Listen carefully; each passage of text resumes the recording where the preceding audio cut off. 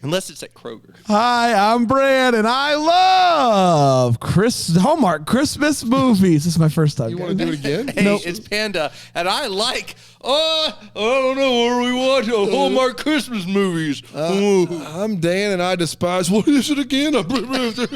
Hallmark Christmas movies, and this is the Deck the Hallmark podcast. I need new friends.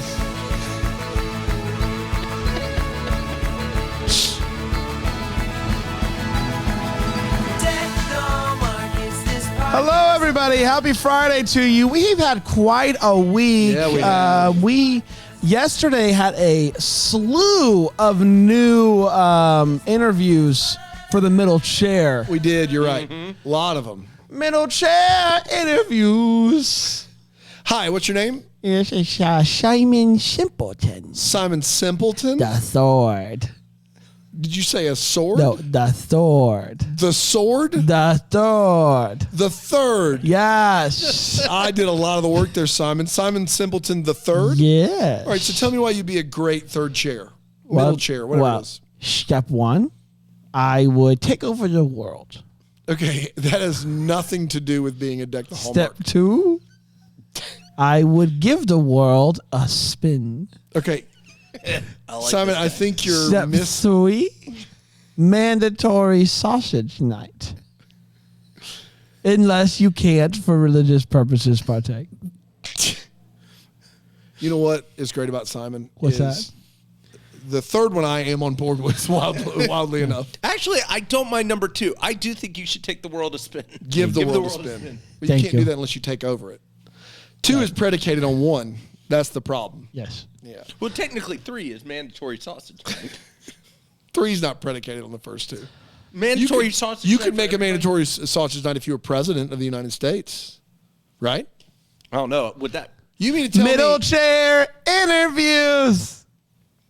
Hey, what's your name? Oh, no. I'm running late. I'm sorry. I'm so late. Rippy? Oh, no. I would never. What's your name? Can you just give me a second? Okay. My name's Daryl. Daryl who? Daryl. Okay. Daryl? If this works out well, I'll get to last names. Okay. Daryl, why do you think you'd be a good middle chair? Well, I'm very articulate. Mm-hmm. I am. Well, Have you seen me sling a pie? no. I sling pies. Where regularly. at? Pie shop Okay. down the street. Sure. Yep, I have a mean singing voice. My karaoke track is always Bonnie Raitt. And I don't want to share anymore. Can you sing a little Bonnie? No, Okay. it's a 2-drink minimum. Thank you, Daryl. Daryl out. All right. That was great. So it's been a good week. Yeah, To say I the feel least. I think good. we're going to find my replacement? We're working hard. Or hardly working. Hey.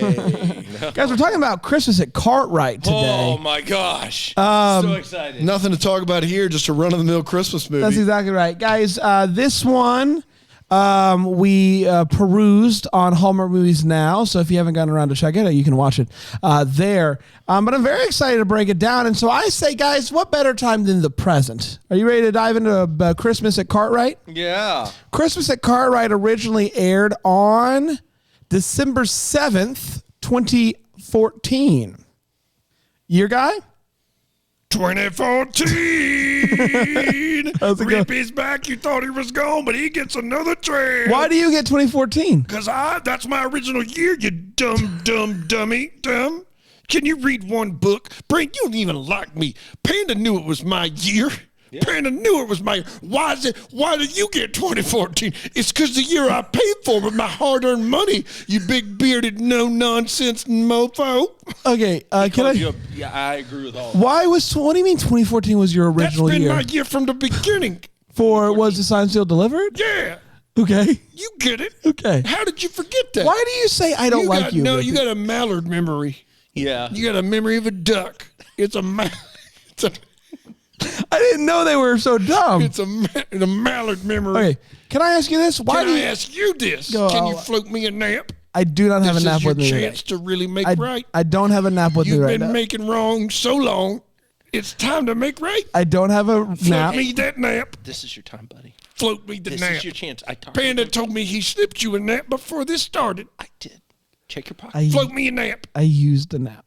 You did what? I used the nap. You had found a random nap in your pocket and you said, I'm going to use this. Oh, my hand's got gooey. You know what? You know what else is gooey? What? Your soul. All right. Why do you- 2014. Okay. Why do you think I don't like you? Because you never float me a Well, you nap. always kicked him in the shin. They kick me in the shins. You're a shin kicking. You're no good shin kicker. No He's nap forgotten about the shits. You brought it up. Thank He you, forgot Panda, about for it. having my back. He's Because a it's never- wingman. Can I just say real quick? He forgot because it never happened. That's why you forgot about it. Every day I walk in here It's not true. and Brand says, guess who? And he kicked me in the shin. Which is weird because I would think that you would get tired of saying, guess who? There's only one person that kicks him in the shins, and it's you. That's right. Just be better, buddy. Be Chris- better. I'm here so little. 2014's not a big year. And it went a little something like this.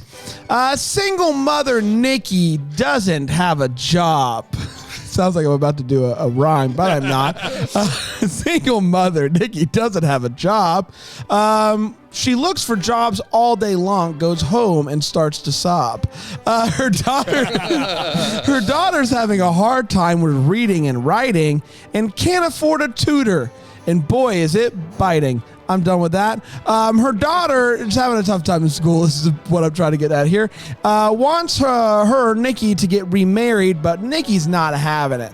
They're walking home. They see a pocket angel on the ground, which I was under the impression it's just a coin, but I learned about pocket angels today, and I'm better for it. It has no monetary value, but it does have eternal value, boys. Amen. So she ends up applying to be temporary help at a department store called Cartwright's, and ends up magically falling into a job as the store Santa after not getting the job that she originally applied for. She goes to click the elevator. She ends up on the Santa level of the store, you know the one, and she bumps into a corporate guy named Harry who loves her and says, basically, she walks out as Santa. She does a whole day, and Harry's like, you're the best Santa I've ever seen. I don't know what your deal is, but you are amazing. People start freaking out because she knew stuff that she had no way of knowing about them. Could it be, boys, some Christmas magic is afoot? Not in this movie. Before she became Santa, though, she met a higher-up named Bill. Bill is a hunk. She sees him again at coffee later on, and she can't tell him that she's Santa at Cartwright because of the fact that she's a girl. She bumps into Bill at Christmas tree stands. She bumps into Bill at a Christmas tree stand, and her Several. daughter. She just does it all the time. Her daughter's freaking out because his name's Bill, and Bill's the perfect name to fall in love with. It's a bit the girl does. You have to take my word for that. He gives her his card and basically asks her out on a date. The next day, she's at lunch, dressed like Santa. Bill sits down and is like, oh, hey, Santa, I have a crush on a new girl. Do you have any information for me? And he's like, oh, Santa, she. Santa's like, oh, snap, this is amazing. I'm going to be able to find out what he thinks about me.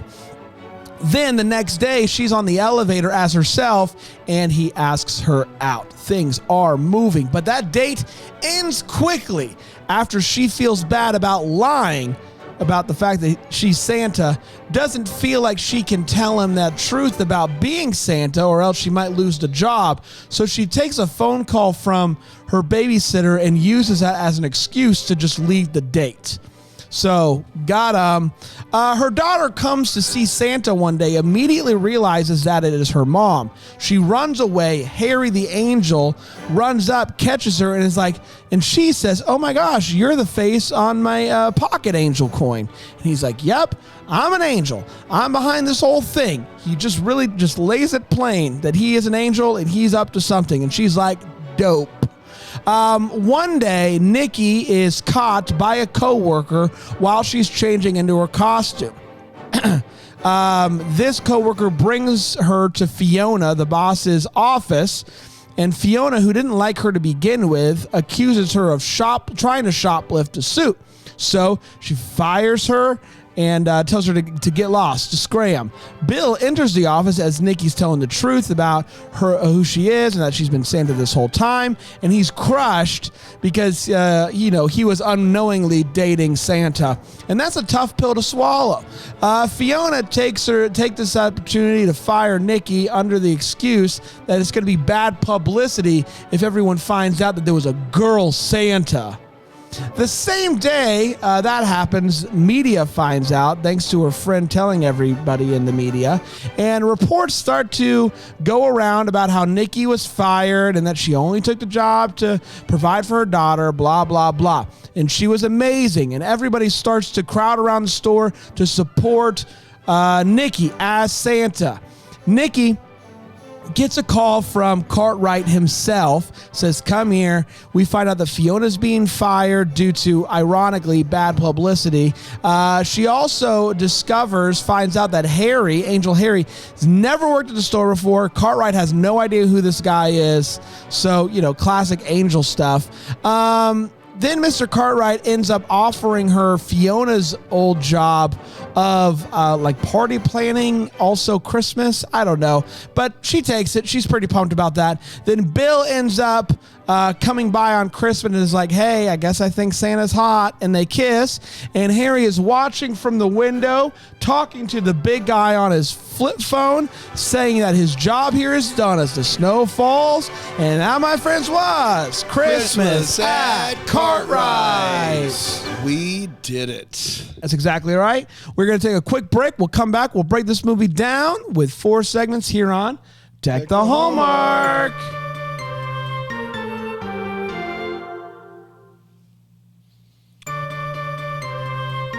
We're back. Hello, everybody. We're talking Christmas at Cartwright, the 2014 classic, the Alicia Witt joint that people have been talking about for generations. We've had generation. That's not possible. There for almost generation. Hasn't been a single generation. For close to a generation. Half. For close to a decade. My daughter's been talking about this. Yeah, for the last 4 years. So a generation is 15 years typically. It's been out for 8. I don't think you understand how That's numbers true. work. Yeah, I don't know. But people have been asking us in the comments Yeah. regularly to do this one. So we did it. Well, let's talk about it. Let's start with a hot take. Painter, we're going to start with you.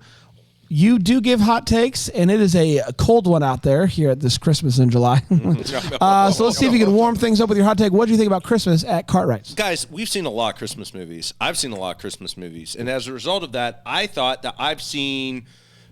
It all. Well, I thought I've seen... And nothing lasts forever. I'm sorry. Can't be. Perfect. I'm proud of it. I stand by it, and I'm proud of it. It's lost it all. It's not thought we'd seen it all. What are you doing? Just get it together. Dan's right on Candy this cane's one. got to be down. Finger guns. I have been on point this week. He is right about the candy I canes. stand by that. He is wrong. I was wrong He's on- wrong I about was Simple wrong. Plan, but he is right about the And he candy canes. stuck the landing on that simple plan like he just was like, I nailed I had it. all I got of- out in front of I it. could not believe how fortuitous you said that, and then I realized that's not what. Man, you didn't lost work. it all. I lost it all. That's forever. Guys, I'm sorry. Can't be perfect. It's okay, Can't be. buddy. Thanks. Listen, this movie caught me off guard because I thought I had seen the best of. He'd Like seen you've it- seen so it he'd all. seen it all. I had seen it all. This movie is a delight. It is a treat. It is wonderful. This is my favorite Alicia Witt performance. Okay.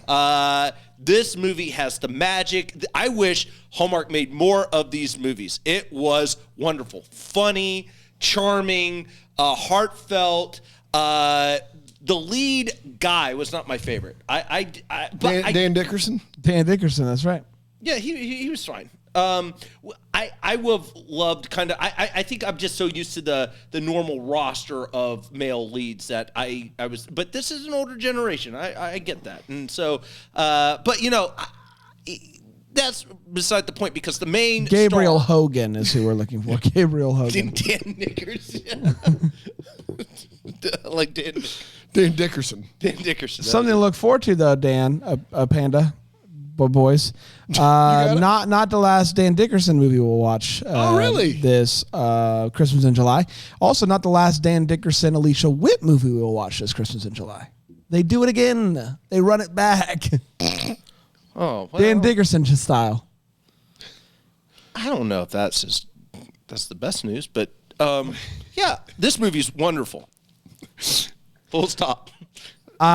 You guys know me by now. A few things to get out of the way. I typically,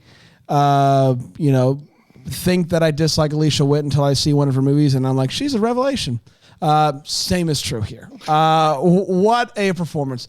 What a absolute clinic of acting. Like, just I want to lay down real quick what happens in this movie. Hold on, before everybody thinks that I'm joshing you. She plays two people in this movie and crushes both of them. So yes, I loved her in this movie. I agree. It's the best Alicia Witt movie until the next one.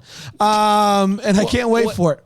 I wouldn't say she crushes both roles. Oh, she crushes both roles, boys. She crushes both roles. I want to be clear. She does not play two characters. She plays one character who has to go into a Santa suit. She's not great at Santa. No kidding. Guys, she crushes both of them. This is my hot take. Shove off, kick rocks, do what you want to do on your own time. I mean, listen, I love the movie. I just want to point out she's not great. Unequivocally.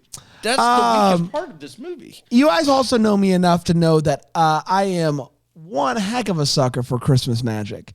And this one has oodles and doodles of Christmas magic, and I loved every single second of it. This movie is a marvel. It should be studied by science. Don't ask what the science is looking for exactly, but it should be studied, because whatever the formula that's in this movie, when you pull out the DVD disc, you put it under the microscope, and you go into the lasers and you see magic. Let's do it again. Let's reverse Run it engineer back. that. I know, guys. We're gonna do another one of these movies with Alicia Witt and Dan Dickerson later on in Christmas in July.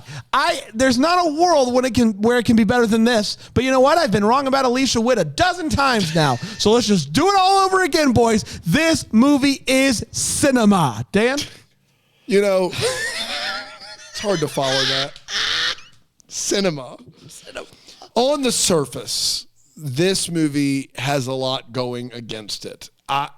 It seems like a recipe for pure pig slop.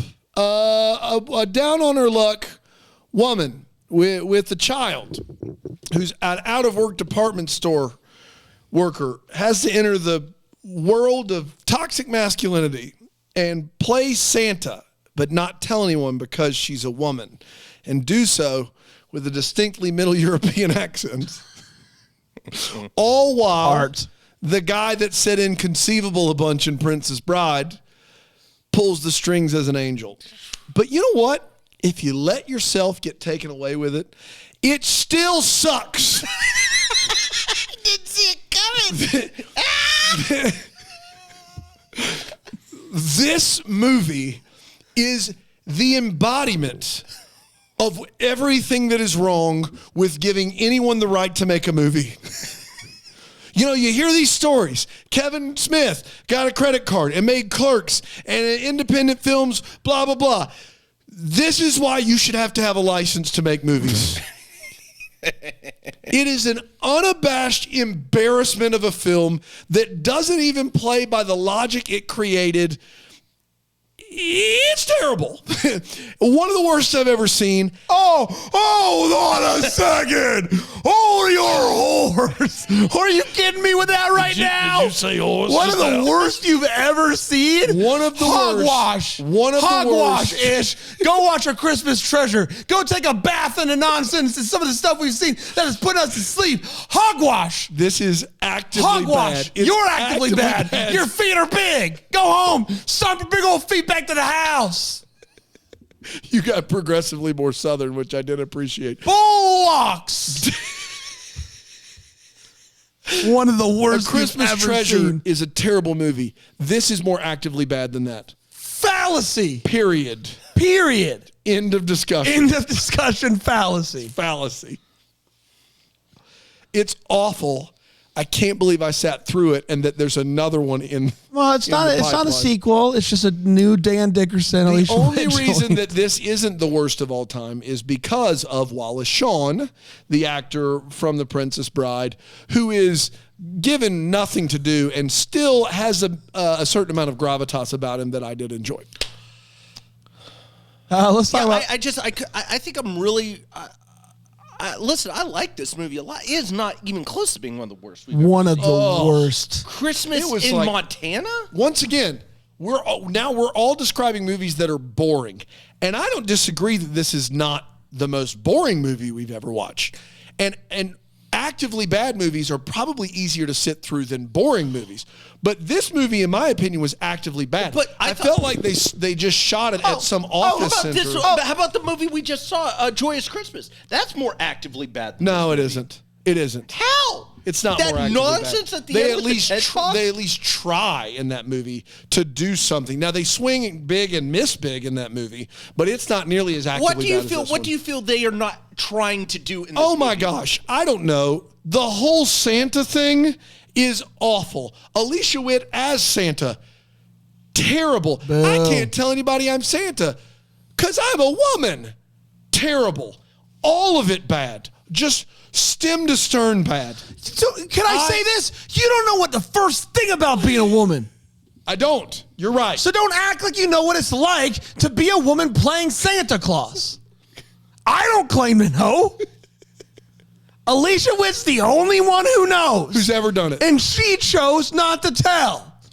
We need to trust her at her word there, Dad. As a woman playing Santa Claus. You don't know what it's like. Empathy. Starts with big E. It's time for all the feels. Panda, what do you got, buddy? So Empathy starts with big E.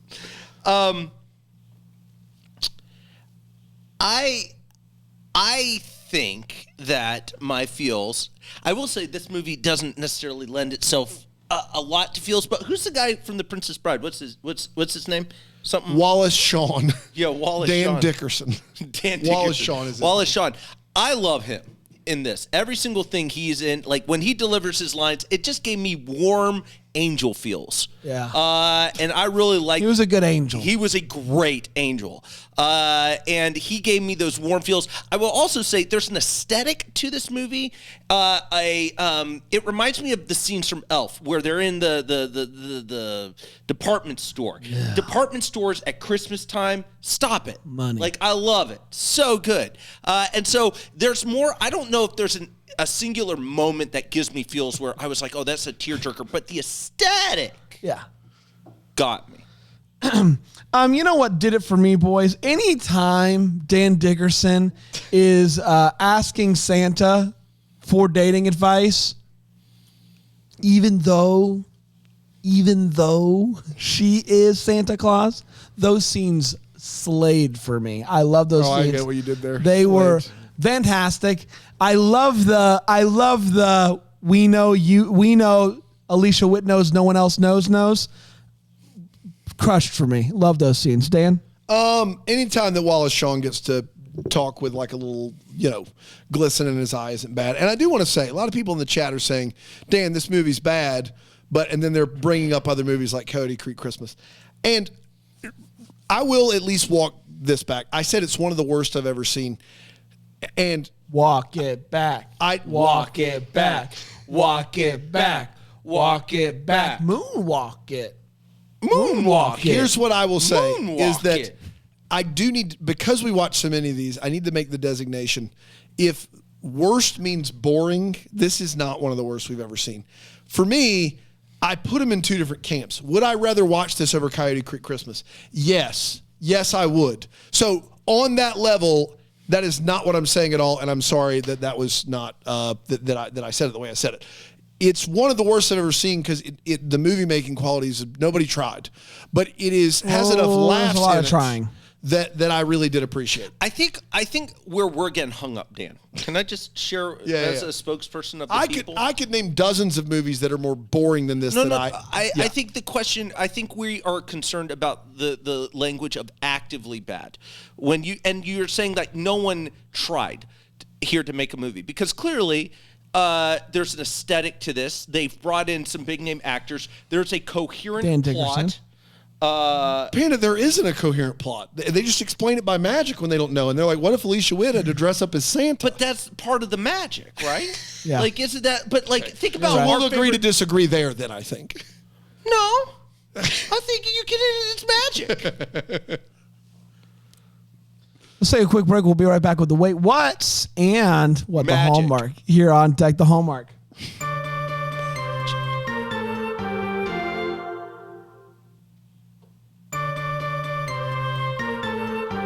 Uh-oh, what's this? The Worst People of the Year Awards called, and you did it again? I'm in again? You did it again? Hey. You're a finalist. They said they'll judge you by the rest of this episode if you don't turn your act around. Well, I got a tight 5 on the bad child actors. So Oh, no. They're calling again. It's a shoo-in. It's a shoe-in. Panda, it's time for the Wait What. What you got, buddy? I'm confused about the landlord situation here.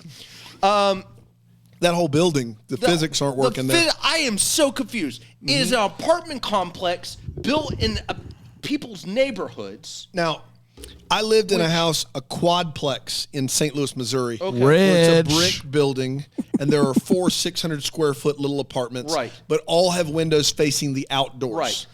Right. So I understood it looked like a house, but there were individual things. I understood that. But the problem is, whenever you see out a window and she's out, that's where it lost me. Well, also, listen, I'm just confused. There's a million ways she can avoid her landlord in the opening scene. Like, I'm just confused about the proximity of the landlord to the apartment building. There's a lot there that it's just, and then the building itself is just, it's something of like a horror movie. It just feels like you go in and then you don't come out the same way in. Everyone, it's just a weird building. That's just me. Harry, the angel, at one point he knocks on the door, and I find trying to get her to speed up about the dressing up as Santa, and I just love how he runs through the list of why she should be Santa, the benefits. He knocks on the door. He's like, "Hurry up! You know they're looking for a Santa with great benefits and salary," which leads me to a glaring what in my opinion is payroll issues. You have to give them your name in order to receive a paycheck. Well, if your bank account. if he's able to change emails and send emails like with magic, I think payroll can help. I think that's actually tricky, though. Routing numbers, names. I mean, there's a lot happening there. There's a lot happening there. Fiona says, "I'll get you a job in shipping to the Santa who they have specially brought in." Yeah. I just want to point out, guys who are brought in department stores who are playing Santa are not just people you go and you relegate to shipping. These are trained. Here's your back brace. In the loading dock, anything over 70, put on the lower floor. Yeah, yeah, it's a treat. I want to talk about the child reading. Because this is... Yeah. First of all, I'm still not completely convinced she knows how to read by the end of this movie, or if she has just simply memorized the words on the page. The story that they've read every year her whole life? Yes, yeah, her that whole one. life. Yeah. That's concern number one. But the second one is I'm not entirely sure Alicia Witt understands the reading process. And hear me out. Because she says you have trouble reading but can spot the name Bill on a name tag. Yeah, I wrote that down. I want to point out that my daughter, who cannot read, as of this recording, she is three, almost 4 years old. Tomorrow's a new day. We're hoping. She can still spot her name out in public. Like, she sits there and she goes, L-I-L-Y. Hey, that's my name. We drove by a truck that had Lily on it. And she sat there, she goes, that's my name.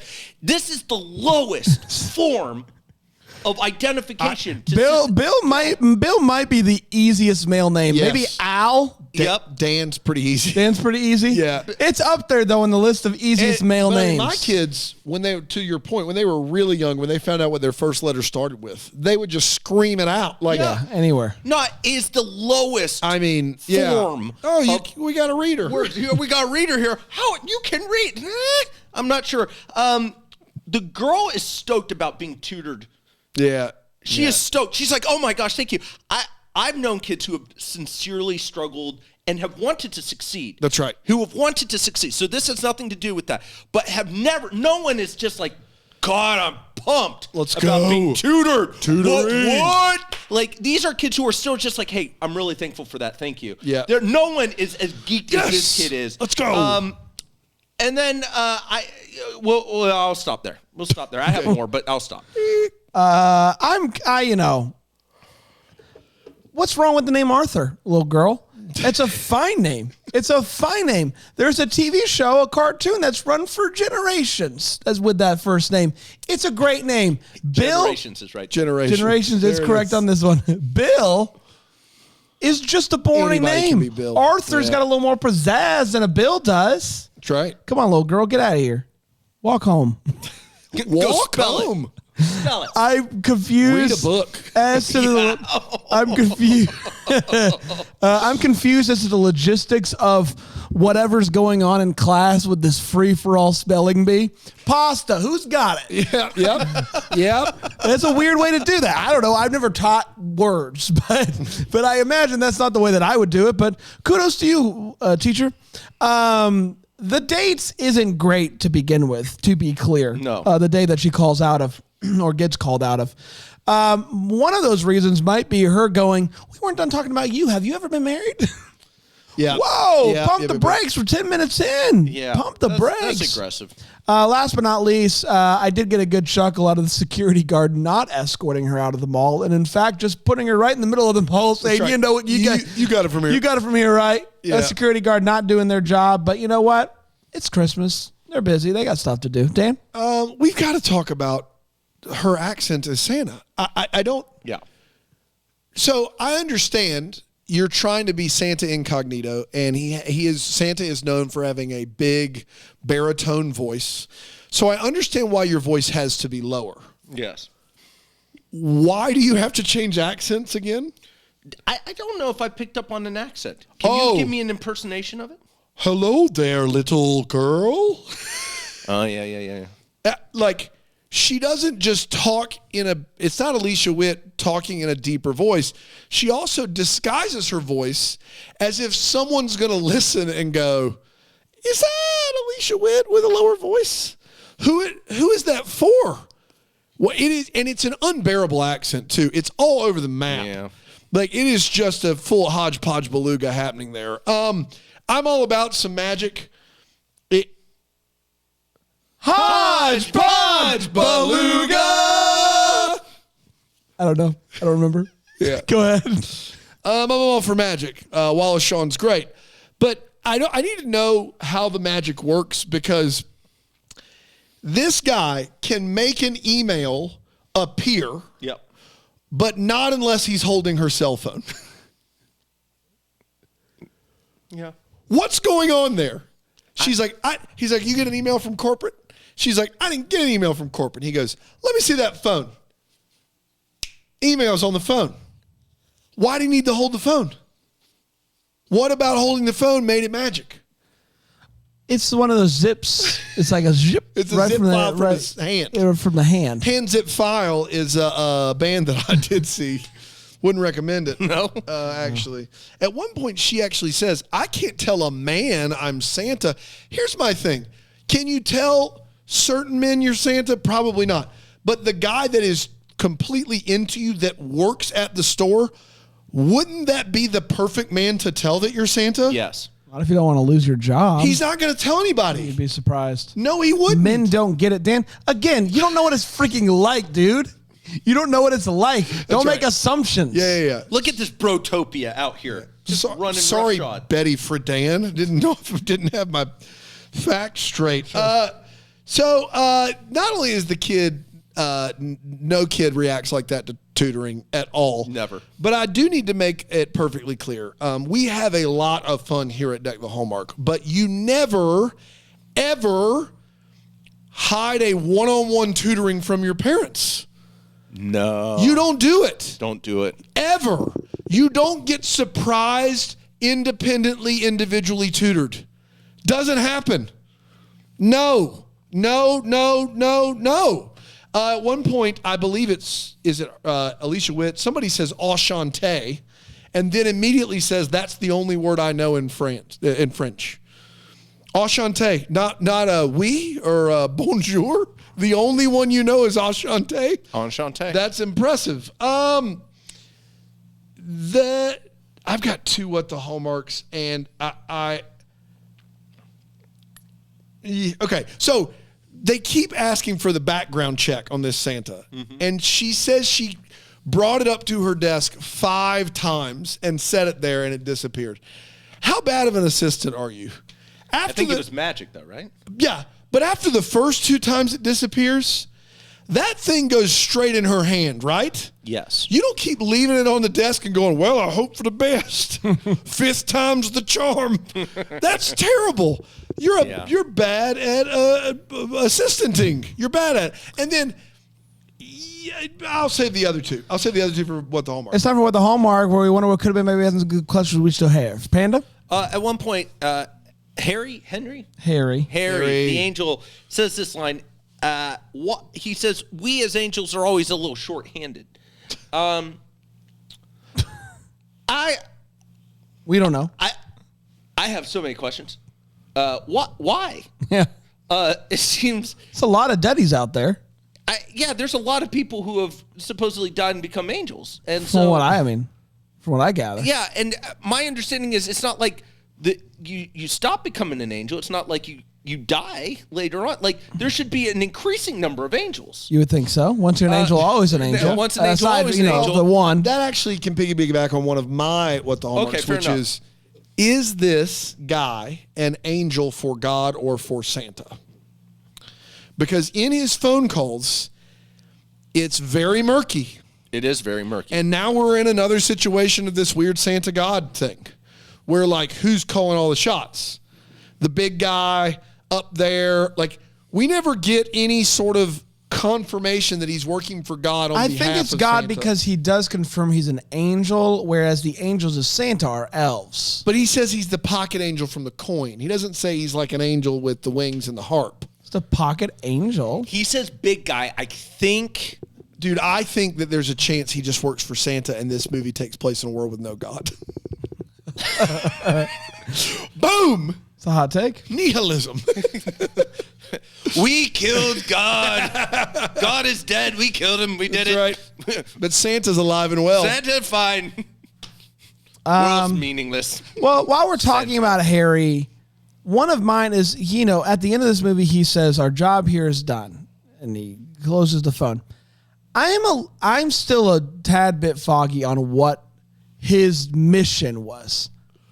Was the mission for the two of them to fall in love? Look. Was the mission for her to get the bigger job at Don't Cartwright's? ask questions. What was his actual mission? It should say don't ask questions on the DVD box.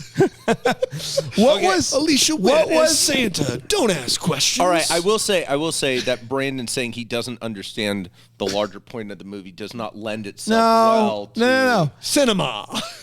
No. It's just that I don't know. There's a lot of different missions, and I don't know what the initial mission was. Dan? Yeah, I got a couple here still.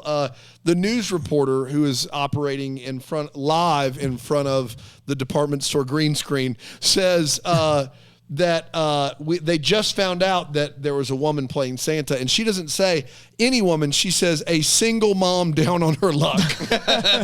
Seemed unnecessary. How did that copy get passed? Who floated that one? And we're like, just say that she's single and down on her luck. Those are how should we know what kind of woman it is? Well, she's single and down on her luck. The kind. And then second of all, can somebody walk me through the paces of this phone call she receives during the date? She receives a phone call from her friend. Correct. Right. And uses that phone call Yes. to leave. Yes. Was her friend supposed to call? Yes. I think it was the plan. She asked her, she said, call 10 minutes in, and if I'm feeling uncomfortable... Oh, she told her to call. Yes. Great. I missed it. That was Thanks. it. Glad Yep. we got to the bottom We of did it. it, everybody. Congratulations. Hey, we did it. Good news, guys. Dan Dickerson, Alicia Witt will be covering Christmas list from Please let it be 2014. 2016. Oh, no. 2016. 2016. We'll be covering that on July 22nd. Oh, wow. July 22nd. Big So day. not the last Alicia Witt, Dan Dickerson joint that we'll be watching this Christmas in July. And what a Christmas in July is turning out to be, boys. Can't wait to continue it next week with more, including our first new one of Christmas in July. Can't wait for it. Until then, maybe we'll be the first to wish you a Merry Christmas! That Sounds Fun podcast. It's produced by Tracy Nillis' name. It's recorded live in, that Greenville, South Carolina. For more information on Deck the Hallmark, you can go to deckthehallmark.com.